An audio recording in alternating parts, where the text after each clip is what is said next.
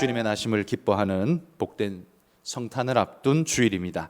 여러분의 삶 속에 늘 하나님의 이 탄생의 기쁨이, 우리를 위한 은혜의 기쁨이 충만하시기를 소망합니다. 오늘 본문은요, 주님의 나심을 온 땅에 선포하는 천사의 선포입니다.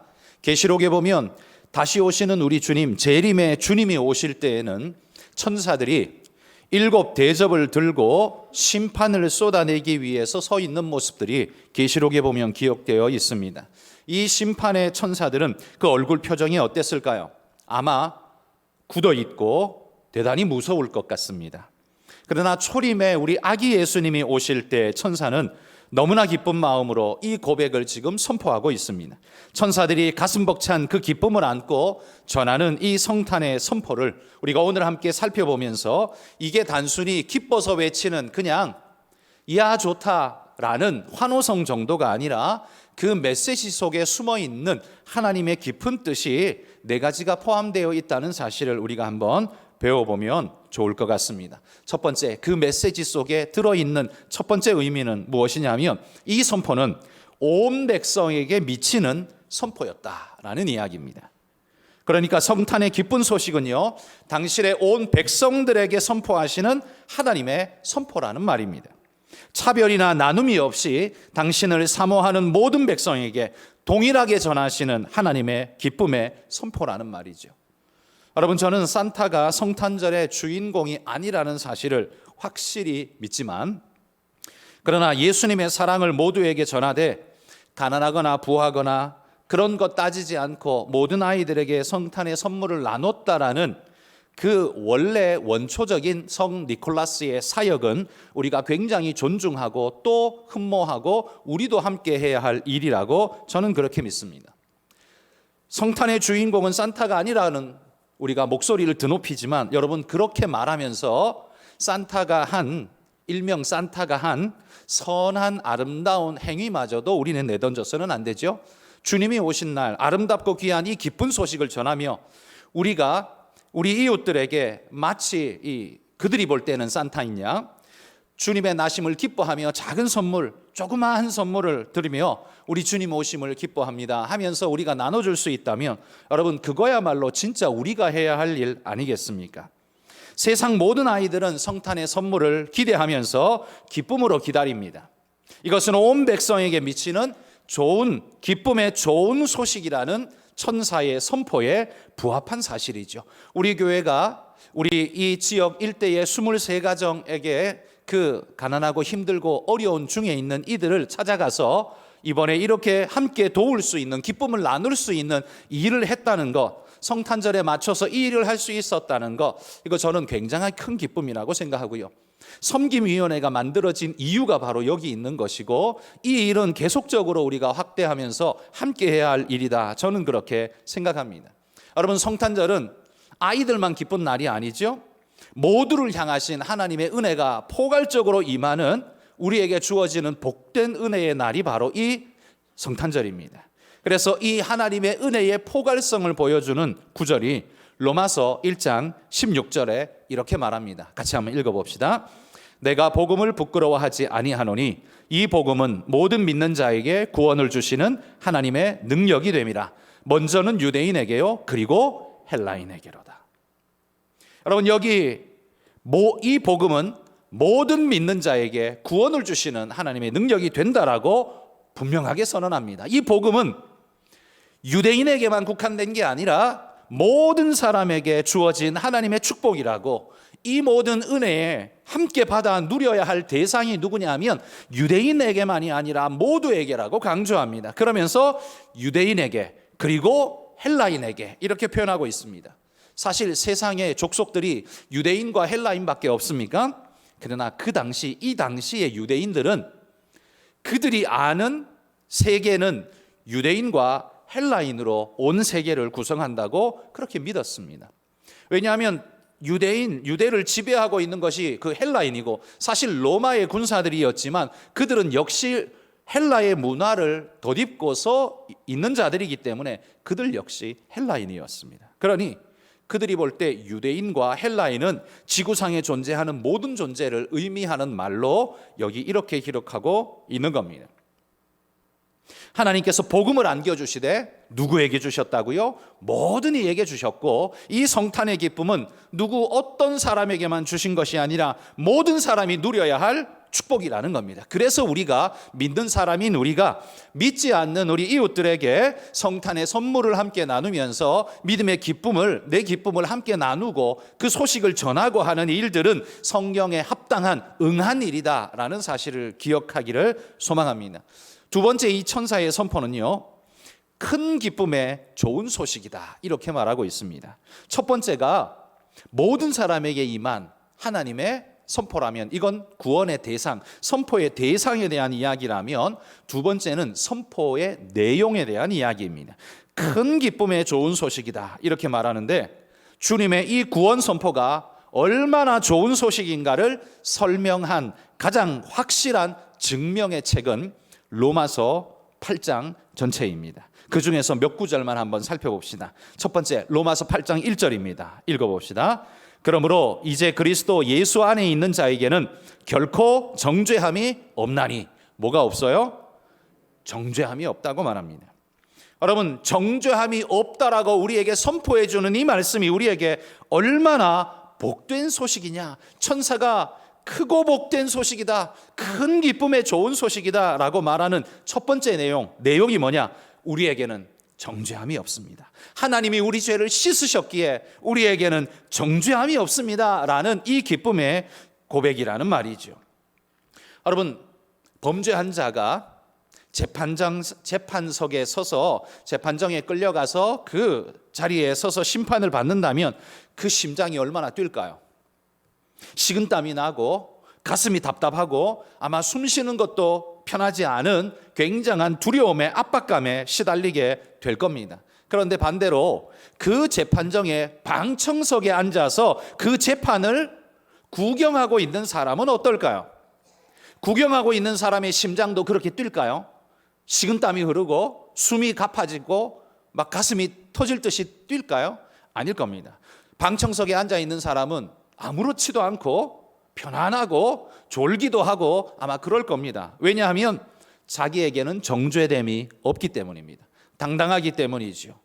여러분, 우리가 마지막 심판석에 서게 될 때에 세상 모든 사람들은 가슴을 졸이며 하나님의 심판 앞에 두려움으로 서야겠지만, 그래서 그의 가슴이 새카맣게 타들어가겠지만, 우리는 어떻습니까?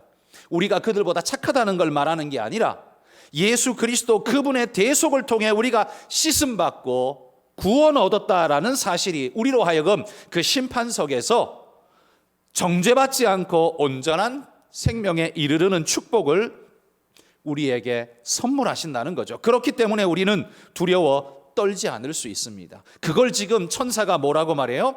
큰 기쁨의 좋은 소식이라고 우리에게 선포해 주고 있는 겁니다. 성탄의 주님이 바로 이런 선물을 우리에게 주셨습니다. 주님이 주신 선물은 더 이상 우리에게 정죄가 없다라는 사실로 우리의 구원을 확증해 주시는 하나님의 말씀이라는 것, 여러분 기쁨으로 받으시기를 소망합니다. 로마서 8장 2절 한 구절 또 읽어봅시다. 이는 그리스도 예수 안에 있는 생명의 성령의 법이 죄와 사망의 법에서 너를 해방하였습니다.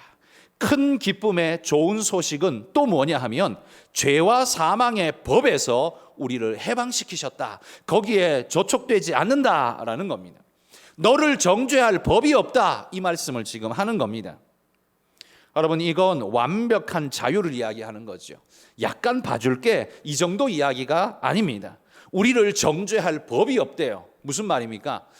예를 들어서 이렇게 한번 생각해 보십시오. 내가 양심에 찔리는 무언가를 했습니다.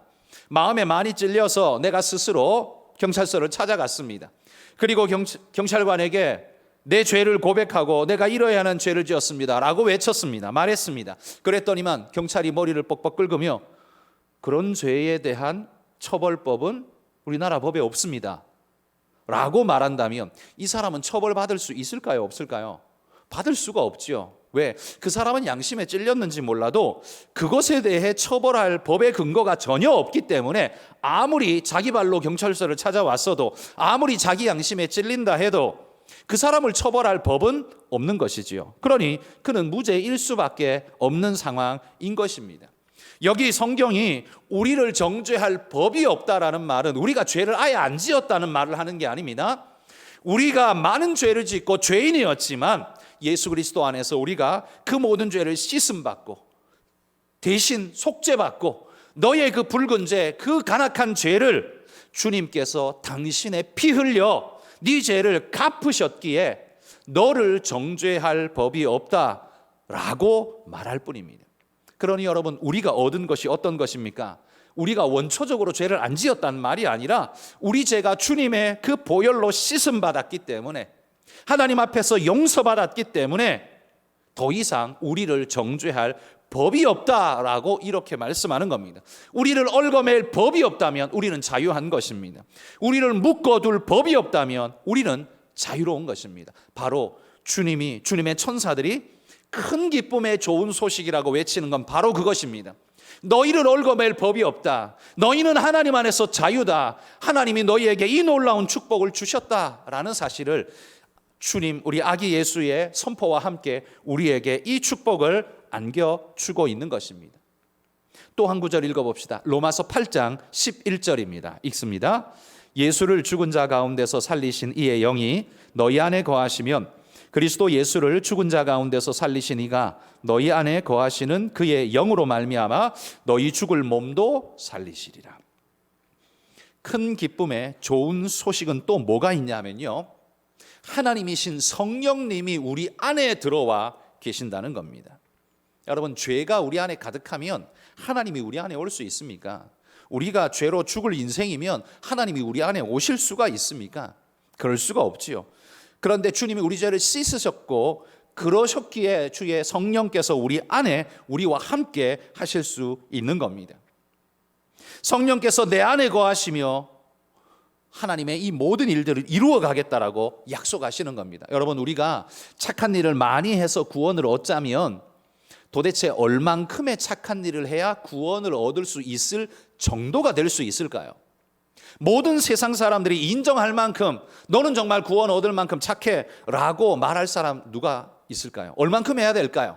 그런 사람이 뭔가 하나를 조금 뒷구멍으로 잘못을 했습니다. 그러면 그 순간 그 사람은 천국에서 지옥으로 바로 떨어져 버리고 말 것입니다. 그렇다면 세상에 도대체 죽을 때까지 누가 천국에 갈 수 있다라는 보장을 받을 수 있을까요? 우리가 노력하여서 천국에 갈 수 있다라는 보장은 인생 그 누구도 다 안 한 사람도 받을 수가 없습니다. 그래서 하나님이 우리에게 어떤 축복을 주시냐면, 네가 하는 게 아니다. 성령께서 너의 안에서 너를 구원하고 너를 이끄셔서 너를 하나님의 나라 천국으로 인도하실 것이다. 여러분, 그게 바로 하나님의 약속이라는 겁니다. 우리가 하는 게 아니라 내 능력으로는 안 되는데, 내 선함 정도, 내 도덕 정도 가지고는 안 되는데 하나님이 그렇게 하시겠다라고 이 말씀하고 있는 겁니다. 한번 예를 들어 이렇게 한번 생각해 보십시오. 우리가 여러분 개인이요, 러시아에 뚝 떨어졌습니다. 러시아 땅 어디 한가운데에 나를 그냥 누군가가 뚝 내려놨습니다. 자, 그럼 나는 어떻게 해야 될까요? 여러분은 잘 모르겠지만 저는 러시아어를 하나도 모릅니다. 알파벳도 읽을 줄 모릅니다. 그 러시아어, 저는 그 ABCD도 모르고 뭐라고 읽어야 되는지도 모르고 숫자 1, 2, 3, 4를 어떻게 발음하는지도 모르고 하나도 모릅니다. 그러면 그 러시아에서 나는 어떻게 해야 될까요? 얼마나 두려울까요? 내가 어디를 찾아가려면 물어봐야 되는데 러시아 말 한마디도 못하니 물어볼 수도 없고요. 그 사람이 나한테 뭐라고 말을 한다고 해도 하나도 못 알아들으니 뭐라고 말하는지도 모르겠고요. 배가 고파서 시장에서 사 먹으려니 내가 가진 건 한국 돈인데 이거 사 먹을 수도 없고, 있다고 한들 이거 얼마예요? 라고 내가 물어볼 수도 없고, 그 사람이 얼마라고 말한들 내가 알아들을 수도 없고, 내가 숙소를 구하러 호텔을 찾아가도 호텔이 어디 있는지, 그 넓은 땅덩어리에 호텔이 도대체 어디 있는지 들어간들 내가 뭐라고 말을 할 수도 없고, 어떨까요? 얼마나 두려울까요? 내가 뭔가를 하는데 이게 이 나라의 법에는 혹시 저촉되는 건 아닌지 얼마나 두려울까요? 게다가 러시아에는 이게 치안이나 민주정치가 온전하게 완벽한 나라도 아니고 러시아 마피아나 혹은 여러 가지 범죄의 일들이 수시로 일어나는, 그래서 언제 내가 인신매매를 당해서 어려움을 겪을지 알 수도 없는 일.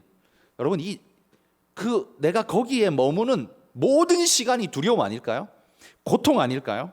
1분 1초가 아마 내 심장의 초죽음을 만들어낼 겁니다. 그런데 여러분, 내가 가이드랑 함께 갔다면 어떨까요? 내가 러시아어를 너무 유창하게 하고 그곳에 살고 있는, 그리고 가이드를 하고 있는 전문 가이드와 내가 함께 갔다면 어떨까요? 걱정하지 않을 겁니다. 내가 러시아어 하나도 모른다고 해서 걱정할 일 없습니다. 왜? 그 사람이 알아서 할 거니까요. 밥 어디 가서 먹는지 나 생각할 필요 없습니다. 그 사람 예약 다 해놓고 나로 하여금 어디 갑시다 데리고 가서 여기서 주문도 자기가 알아서 해주고 먹으라고 할 겁니다. 호텔도 다 예약해놨습니다. 걱정하지 말고 따라오십시오. 나를 데리고 가서 어느 호텔에 몇 호실입니다. 잘 묻고 내일 아침 몇 시에 봅시다 라고 이야기해 줄 겁니다. 그러니 여러분, 가이드와 함께 간 러시아는 내게 자유를 줄 겁니다. 왜? 언어 하나도 몰라도 상관없습니다. 왜? 가이드가 다 해줄 거니까요.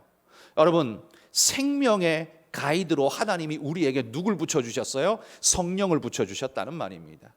하나님의 그 나라 천국까지 가는데 어디로 가야 돼요? 어떻게 해야 돼요? 알 필요 없습니다. 성령께서 그 말씀을 우리로 깨닫게 하시면서 우리를 이끌게 하시려고 하나님이신 성령님을 우리 안에 주셔서 생명의 가이드로 주셔서 우리를 이끄시게 하겠다라고 약속하시며 우리에게 주셨다는 겁니다. 그러니 여러분, 예수님이 오심으로 말미암아 우리에게 주어진 이 축복이 큰 기쁨의 좋은 소식이 아니면 무엇이겠습니까? 그러니 여러분, 내가 착한 일을 얼만큼 해야 하나님 나는 천국 갈 수 있습니까? 내가 사람들한테 구제와 선행을 도대체 얼만큼 베풀어야 하나님 내가 천국 갈 수 있나요? 안 물어봐도 됩니다. 혹시 내가 좀 잘 못했어도 하나님이 내게 주시는 회개의 마음과 더불어 주님이 나를 이끄시는 대로 우리가 따라가면 은혜의 길로 가게 될 줄 확실히 믿습니다. 이게 하나님 우리에게 주신 축복 아닙니까? 이게 큰 기쁨의 좋은 소식이라는 겁니다. 또 한 절, 로마서 8장 14절입니다. 읽어봅시다. 무릇 하나님의 영으로 인도함을 받는 사람은 곧 하나님의 아들이라. 하나님의 영으로, 그러니까 성령이죠. 성령으로 인도받는 누구예요? 우리 모두입니다. 믿는 사람 우리 모두입니다. 우리 모두는 곧 뭐라고요? 하나님의 아들이라, 자녀라고 말합니다. 그러니 여러분, 이게 큰 기쁨의 좋은 소식이 아니면 뭡니까? 하나님이 우리를 자녀라고 불러주고 있습니다. 자녀의 특권 뭐가 있습니까? 굉장히 많죠. 모든 게 다 특권입니다. 우리 집에 살 수 있는 특권, 돈 하나 벌어오지 않아도 밥 먹을 수 있는 특권, 냉장고 문을 열고 먹을 게 왜 이렇게 없냐고 투정 부릴 수 있는 특권, 나 아침에 몇 시에 일어나야 되니까 나 깨워 라고 부모에게 명령할 수 있는 특권, 몇 시에 오더라도 문을 두드리면서 문 열어달라고 큰 소리 칠 수 있는 특권, 내가 죽으면 뭐 얼마를 가졌든지 간에 유산을 물려받을 수 있는 특권, 그 모든 특권들이 다 자식에게 있습니다. 그런데 이 자식은 도대체 무슨 자격으로 이걸 받습니까? 뭘 얼마나 했길래? 남들보다 공부를 잘했어요? 그래서 맨날 전교 1등을 했습니까? 남들보다 너무 착해서 나쁜 짓을 한 번도 안 했나요? 예쁘기는 또 미스 코리아 수준인가요? 날씬하기는 8등신 미인입니까? 아무것도 아닌데도 불구하고, 거기 해당되는 거 하나도 없음에도 불구하고 그걸 다 누릴 수 있는 이유는 뭡니까? 자녀니까요. 그냥 그의 혈통을 타고 태어난 존재라는 그 단순한 이유 하나가요, 어마어마한 모든 것을 보장해주고 있는 걸 보십시오. 그러니 여러분, 여기 오늘 성경이 우리를 가리켜서 하나님의 자녀라고 부르는 이게 얼마나 어마어마한지 아셔야 됩니다. 세상 사람들이 네가 얼마나 착한 일 했길래 네가 천국 간다고 그래 큰 소리야 라고 말하겠지만요, 여러분 오해하지 마십시오. 우리가 착한 일을 했기 때문에 천국 가는 게 아닙니다. 우리는 하나님의 자녀가 되었기 때문에 아버지 집에 가는 것일 뿐입니다. 나 그냥 해저 물면 우리 아버지 집에 가는 거야. 그 아버지 집이라고 부르나요? 아니죠. 우리 집이라고 부르죠. 천국은 우리 집입니다. 그래서 우리 집에 가는 거예요. 왜? 내가 자녀니까요. 내가 하나님의 자녀 되었으니까요. 이게 바로 성경이 말해주는 특권입니다. 그러니 여러분, 이런 특권을 너희가 얻게 되었으니 이거야말로 큰 기쁨의 좋은 소식 아니냐, 천사가 지금 외치고 있다라는 말입니다. 또 한 구절, 로마서 8장 38절 39절입니다. 읽습니다. 내가 확신하노니 사망이나 생명이나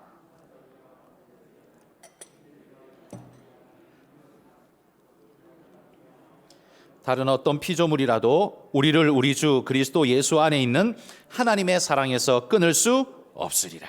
여러분, 큰 기쁨의 좋은 소식에 또 뭐가 있냐면요, 하나님이 우리를 향한 그 사랑이 절대로 끊어지지 않는다는 사실입니다.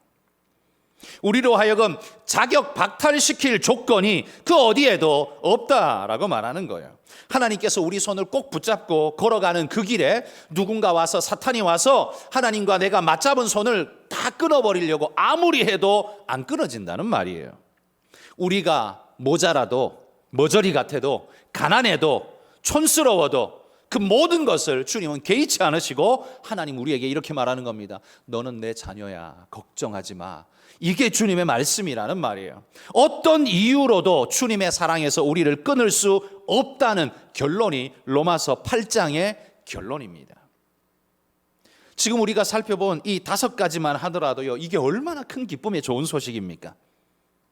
여러분, 우리가 천국, 신도시 입주 조건에, 하나님의 나라에 들어가는 입주 조건에 도덕군자여야 한다, 남보다 훨씬 더 착해야 된다, 부자여야 된다, 잘생겨야 된다, 팔등신 몸매여야 된다, 좀 너 모자라면 안 돼, 가난하면 안 돼, 이런 거 없습니다.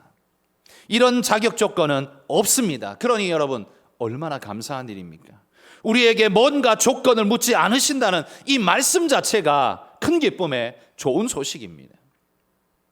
게다가 그 절정은 우리를 향하신 주님의 사랑에서 그 누구도 끊어내지 못할 것이다. 네가 받은 그 특권을 그 누구도 취소시킬 수 없을 것이다. 내가 보장한다. 이렇게 주님이 말씀하고 있다는 거예요. 그러니 여러분, 우리가 이런 특권을 받아 누렸으니 이게 바로 큰 기쁨의 좋은 소식이 아니며 무엇입니까? 성탄이 가져다 준 놀라운 축복이라는 말입니다. 천사의 외침, 첫 번째가 온 백성에게 미치는 소식이었습니다. 두 번째가 큰 기쁨의 좋은 소식이라고 했습니다. 그럼 세 번째는 뭐냐면 다윗의 동네에 울려 퍼진 선포였습니다. 주님께서 태어나시되 다윗의 동네에 태어난 것, 여러분 이게 어떤 의미일까요? 여러분, 다윗의 동네에 태어나는 것 쉬운 일 같지만 한번 생각해 보십시오. 만삭의 마리아가 저 꼭대기 나사렛에 있었던 그 마리아가 저 아랫동네에 있는 베들레헴까지 수일을 낙이 타고 털썩털썩 걸어서 거기까지 만삭의 몸으로 평소 같으면 갔겠습니까? 절대 안 갑니다. 요셉이 가게 허락하지 않습니다. 왜? 자기 아내가 지금 만삭인데 배가 이렇게 부른데 당신 절대 가면 안 돼. 위험해. 절대 안 보낼 겁니다. 그런데 갈 수밖에 없게 만들었습니다. 누가요? 로마 황제가요. 뭐라고 했는데요? 다 자기 고향으로 가서 호적 등록해라 라고 하니까요, 안 갈 수가 없는 거, 황제의 명이라서. 그래서 만삭이지만 갈 수밖에 없게 만들었습니다. 하나님께서 로마 황제의 입을 통해서 마리아로 하여금 베들레헴에 가도록 만들어 버렸어요.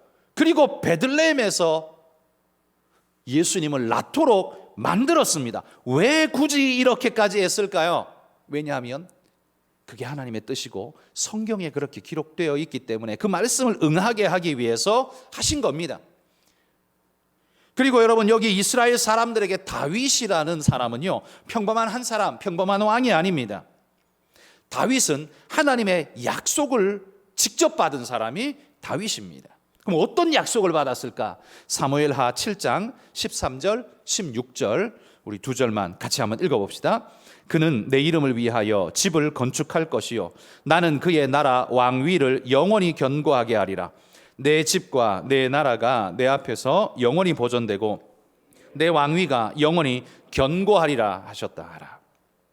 하나님이 다윗에게 말씀하시기를요, 네 집과 너의 나라가 내 앞에서 영원히 보존되고 견고하리라, 이렇게 약속해 주셨습니다. 그런데 지금 예수님이 태어나는 그 시대는 어떤 시대입니까? 그런 유다가 망해가지고 왕국이 망해서 로마가 지금 통치하고 있는 때 아닙니까? 근데 이게 뭐 로마가 처음도 아니죠? 로마 앞에는 헬라 제국이, 알렉산더 헬라 제국이 유대를 다스렸고, 그 앞에는 느부갓네살 바벨론이라는 나라가 유다를 다스렸습니다. 그러니까 예수님 전에 600년 동안 이미 나라는 잃어버린 지 오래였습니다. 거의 600년 동안 이미 나라 잃은 상태로 왔는데, 하나님, 내 나라가 영원히 보존된다고요? 하나님, 이거 완전 거짓말인데요? 라고 말할 수밖에 없는 상태예요.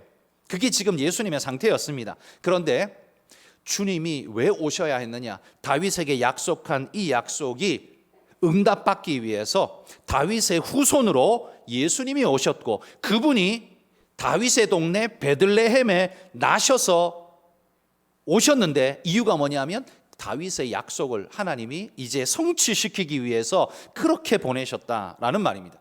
예수님은 그냥 아무 때나 태어난 게 아닙니다. 그냥 어쩌다가 얻어 걸린 게 베들레헴이 아니에요. 예수님이 나시기 이미 400년 전에 하나님께서 선지자를 통해서 이렇게 예언하셨습니다. 미가서 5장 2절 말씀 읽어봅시다. 베들레헴 에브라다야, 너는 유다 족속 중에 작을지라도 이스라엘을 다스릴 자가 내게서 내게로 나올 것이라. 그의 근본은 상고의 영원에 있느니라. 베들레헴 에브라다야, 너는 유다 족속 중에서는 참 작은 마을에 지나지 않지만, 그러나 너에게서 이스라엘을 다스릴 위대한 분이 오실 거야. 그런데 그분이 누군 줄 알아? 그분의 근본은 상고의 영원에 있는 분이야.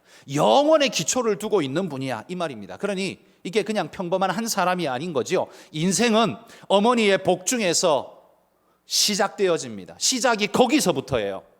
그러니까 시작점이 분명히 있어요. 그런데 오실 그분은 시작점이 어딘 줄 아느냐? 역사 우주의 근본에, 영원의 상고에, 그때부터 시작하신 분이야. 그래서 하나님이심을 분명하게 예고하고 있는 겁니다. 아기 예수님으로 오실 텐데, 그분은 그냥 단순히 어쩌다가 태어난 인간 하나가 아니라 근본이 영원에 두신 바로 그 하나님께서 오실 거야 라고 말하면서, 그것도 다윗의 동네에 오실 거야. 왜? 왜냐하면 다윗의 약속을 성취해 주시려고 영원한 나라, 영원한 왕권을 가지신 이로 오실 거기 때문에 그래 라고 지금 말씀하는 거예요. 그래서 주님의 나라는 영원하고 영원한 것입니다. 마지막 네 번째, 이 천사의 선포는요, 나신 아기를 누구라고 부르느냐? 그리스도 주라고 부르고 있습니다. 여러분, 여기 그리스도라는 단어는 한국말이 아닙니다. 헬라어 크리스토스라는 단어를 그대로 가지고 온 거예요. 크리스토스라는 단어를 우리나라 말로 번역을 하려니까 마땅한 말이 없어요. 이거 왕도 아니고, 이거 사또도 아니고, 이거 뭐라고 번역을 하지? 번역할 말이 없기 때문에 그냥 그리스도라는 말 음력을 그대로 따가지고 온 겁니다. 굉장히 잘한 일이에요. 만약에 예를 들어서 그리스도를 사또라고 해석했다고 생각해 보십시오. 그러면 우리는 주님을 사또 정도로 생각할 거예요. 왜? 언어가 개념을 잡아먹어버리기 때문에 그렇습니다. 그럼 우리는 주님을 그냥 사또 정도로 생각할 텐데, 다행히도 우리 믿음의 조상들이 그걸 사또로 해석하지 않고 그리스도라는 단어로 붙여줬기에, 생소하지만 그 단어로 붙여줬기에 우리의 개념이 성경 말씀 원 그대로를 이해할 수 있는 토대를 마련하게 된 거죠. 이 굉장히 잘한 번역이에요. 그래서 우리나라에는 음력 그대로를 가지고 온 단어들이 되게 많습니다. 그리스도, 뜻이 뭐냐면 기름 부음 받은 자라는 뜻입니다. 기름 부음 받은 자. 조선시대에 사람들에게 기름 부음 받은 자 그러면 이해할까요? 야, 기름을 왜 사람한테 부어? 부침개다 붓고 계란 후라이 할 때 붓고 해야지, 왜 사람한테다가 기름을 부어? 아마 분명히 그렇게 말할 겁니다. 왜? 우리에겐 그런 문화가 없거든요. 그러나 유대인들에게는 어떻습니까? 유대인들에게는 기름 붓는 것이 너무나 축복된 일로 인식되는 그들의 문화입니다. 왜냐하면 왕, 제사장, 선지자에게 기름 부어서 임명할 때 임명식의 영광스러운 모습을 임명식에 사용하는 예식이 기름 붓는 거였고요. 그뿐만 아니라 기름이라는 건 유대 사회에는 널리 통용되어 쓰였습니다. 특별히 그 중동의 뜨거운 떼약볕 아래에서 화상을 잘 입는데요, 그 화상을 화상 치료제로 그들은 감람유를 몸에 발라서 기름을 발라서 그 화상을 치료하는 용도로도 사용했고요. 그리고 병이 나면, 상처가 생기면 기름을 발라서 치유책으로도 사용했습니다. 그래서 그들에게는 기름 바르는 게, 우리는 기름 바르는 게 굉장히 생소하고 이상하지만 그들은 기름 바르는 게요, 축복이었어요. 치료였고 축복이었고 그게 특권이었어요. 특히 왕 제사장 선지자에게 기름 부어 세우기 때문에 기름 부어 세워졌다는 건 특권을 가졌다, 특별한 사명을 가졌다, 이런 의미를 내포하고 있는 겁니다. 아무나 기름 붓습니까? 아니요. 기름 부을 수 있는 권위자만이 기름을 부어줄 수 있습니다. 그러니 그 기름 부음 받은 자의 권위도 부은 자의 권위를 덧입기 때문에 굉장히 대단한 거죠. 그러니 여러분, 기름 부음 받은 것은 사명과 함께 권세를 받았다라는 의미를 함께 가지고 있는 겁니다. 게다가 그리스도일 뿐만 아니라 그분은 주라고 말합니다. 여기 주인이란 말이죠. 그냥 단순 주인 정도가 아니라 통치자, 모든 것의 주인, 이런 것을 의미하는 단어이죠. 주. 그러니까 여러분, 이 천사가 기뻐 찬양하는 이 아기 예수는 그냥 아기가 아니라 우리의 주인이시며 하나님의 특별한 사명과 권세를 부여받아서 우리에게 오신 특별한 분이시라는 겁니다. 무슨 사명이요? 우리가 앞에서 5가지 살펴봤던 그 특별한 큰 기쁨의 좋은 소식의 축복을 우리에게 안겨주실 그 사명을 가지고 오셔서 그 일을 행하신 분이라는 거예요. 그분을 우리가 만나게 되었으니, 너희가 그분을 지금 만나게 되었으니 이게 얼마나 큰 축복이냐, 지금 그렇게 찬양하고 있다는 겁니다. 그러므로 여러분, 천사가 외친 이 성탄의 일성은 그저 기쁜 환호성 정도가 아닙니다. 내용 하나하나가 깊은 의미를 가지고 있는 메시지였습니다. 오시는 분의 존재와 사명과 의미와 가치가 다 담겨져 있는 메시지를 지금 천사가 우리에게 전하고 있다는 말이죠. 여러분, 요즘 지금 지구상의 나라들이 미국을 위시해서 성탄절을 해피 할러데이로 부르려고 벌써 부르고 있죠. 그렇게 만들고 있습니다. 그러나 여러분, 우리 성도님들은 성탄절이 해피 할러데이가 되어서는 안 됩니다. 쉽게 말하면 뭡니까? 휴일, 그냥 기념일, 노는 날, 그런 의미 아닙니까? 여러분, 성탄절이 그런 의미입니까? 세상은 그렇게 말할지 몰라도 우리는 절대로 그런 날이 아닙니다. 주님을 안 믿는 자에게는 예수님 덕분에 하루 쉬는 날이기 때문에 그들에게는 해피 할러데이일 수 있지만, 믿는 우리에게는 절대로 그럴 수 없습니다. 그렇게 같이 격화될 수 없고 의미 없는 단순히 쉬는 날 정도가 될 수 없다는 말이죠. 천사가 와서 해피 할러데이라고 외치고 간 게 아닙니다. 어마어마한 찬양과 경배를 올리고 갔습니다. 오늘 본문 메시지가 바로 그거죠. 모든 하나님의 메시지가 녹은 찬양을 선포하고 갔기 때문에 우리도 뭘 해야 합니까? 성탄절에 믿지 않는 우리 이웃들에게 작은 선물이라도 준비해서 주님의 기쁨을 전하고, 성탄절입니다, 하나님의 은혜의 축복의 날입니다, 당신도 행복하고 하나님의 은혜 받기를 원합니다, 이렇게 여러분 덕담을 나누면서 축복을 하면서 하나님의 은혜의 축복을 받으십시오라고 여러분 그렇게 말을 하신다면 그분들도 이 날이 어떤 의미인지 더 깨달아가고 그 의미를 함께 나누는 날이 될 수 있지 않을까요? 우리가 해야 할 일이 바로 그거라는 겁니다. 천사가 와서 노래 부르고 간 거, 그걸로 끝나는 게 아니라 주님 다시 오실 때까지 예수 믿는 우리들이 그 노래를 계속 불러야 한다는 말입니다. 그게 우리의 사명이라는 거예요.